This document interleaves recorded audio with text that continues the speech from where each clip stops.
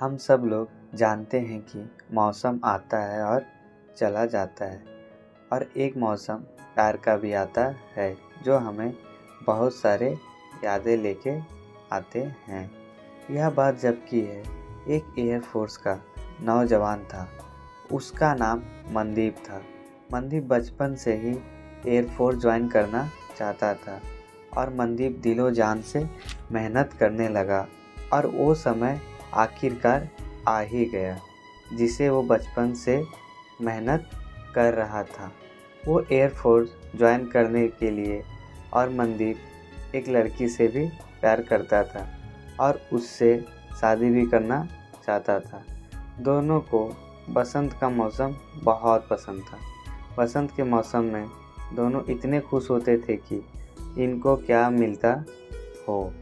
आज फिर बसंत का मौसम आ गया, लेकिन मनदीप अपने जॉब की वजह से इस बार वसंत के मौसम में नहीं आ पाया।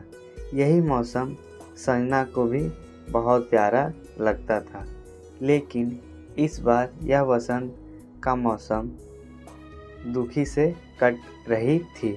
कहते हैं ना, अगर प्यार साथ ना हो तो सब खुशी अधूरी लगती है। ऐसे संजना को भी लग रहा था। उसको मनदीप के बिना यह मौसम भी अधूरा लग रहा था, लेकिन उसने मनदीप से जिद करने लगी कि तुमको आना ही पड़ेगा। लेकिन मनदीप देश की जिम्मेदारी के आगे मजबूर था। उसकी पोस्टिंग ऐसी जगह हुआ था कि जहां पर उसकी जान भी जा सकती थी।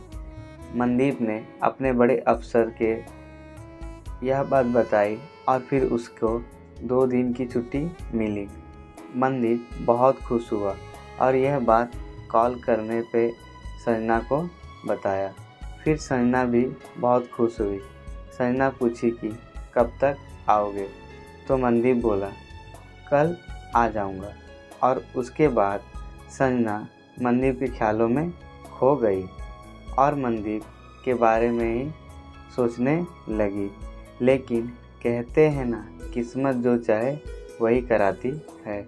ऐसा ही कुछ हुआ ये दोनों के साथ। उसी रात कुछ आतंकवादियों के बीच लड़ाई हो गई और फिर मनदीप भी लड़ने लगा। लड़ाई कुछ समय तक चला। उसके बाद सारे आतंकवादियों को मार गिराया गया। उसमें कुछ फौजी भी शहीद हो गए। उसमें मनदीप भी शामिल था। अगले दिन मनदीप अपने घर गया तो, लेकिन शहीद होके हम सारे फौजी भाई को सत सत नमन हो जो उस लड़ाई में शहीद हुए थे। मनदीप के शव देखकर संजना बहुत रोने लगी और बार बार बेहोश भी होने लगी और खुद को कोसने भी लगी। काश मैं उसे वापस नहीं बुलाई होती तो ऐसा कुछ भी नहीं होता, लेकिन ऐसा कुछ नहीं था। इसके बाद संजना ने कभी वसंत मौसम में कभी खुश नहीं रहती थी।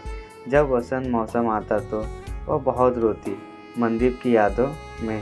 कहते हैं ना, एक फौजी अपने के लिए कभी नहीं जीता और यह कहानी भी यही सीख देती है हमें।